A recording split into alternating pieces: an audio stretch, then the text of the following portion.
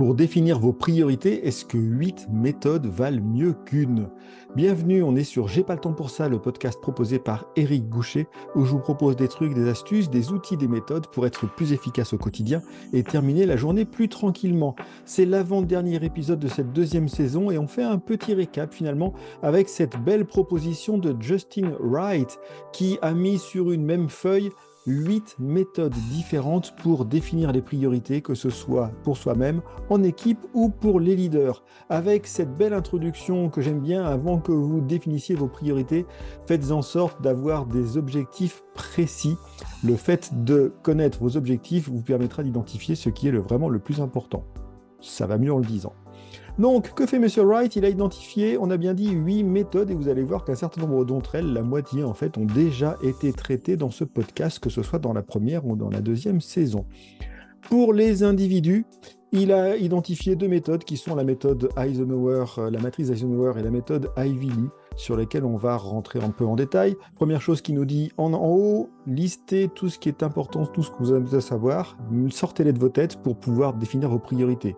La méthode Eisenhower, traitée à l'épisode 2 de ce podcast. La différence, les 4 cases, définir l'urgent de l'important et identifier ce que vous allez faire tout de suite, déléguer, planifier ou ne pas faire du tout, ou en tout cas reposer pour plus tard. Et la méthode Ivy Lee, dans laquelle vous allez lister les 6 tâches que vous allez faire pour demain, les mettre par ordre d'importance, commencer par la première et ne vous arrêter que quand elle est terminée, puis la deuxième, puis la troisième, et ce qui n'a pas été fait, partir sur la suite. Simple et efficace. Pour les équipes, Justin Wright identifie 3 méthodes. La méthode Moscow, la méthode Rice et la méthode ABCDE. Même chose que pour les individus, la première étape, c'est évidemment d'identifier les tâches que vous avez, et en l'occurrence, pour le coup, les tâches de l'équipe, de préférence dans un espace partagé, et ensuite de pouvoir définir ensemble ce que vous allez faire. Pourquoi équipe et individu? On l'a vu dans l'épisode 33, la méthode Moscow s'applique bien et mieux sur des choix collectifs à faire. À l'origine, elle était pour des définitions de produits.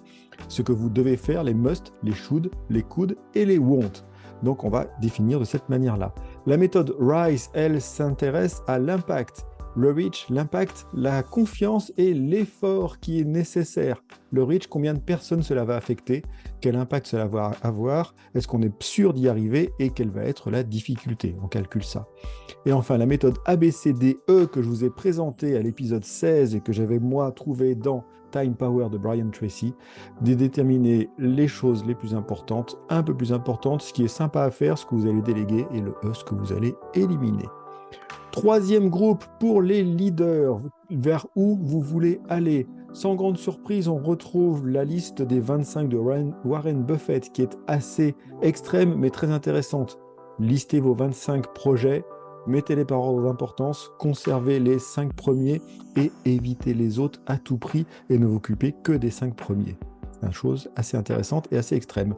La vision de Kay Hai, qui fait partie des gens que je suis sur la partie productivité, qui est assez intéressante aussi.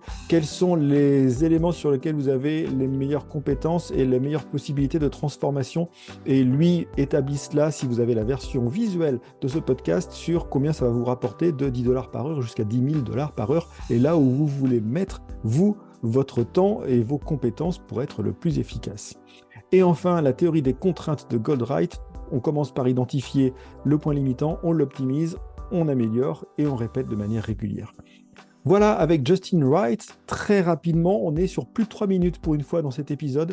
8 méthodes pour définir des priorités. 4 d'entre elles ont déjà été vues dans des épisodes de ce podcast, donc je vous laisserai écouter pour plus de détails si vous le souhaitez.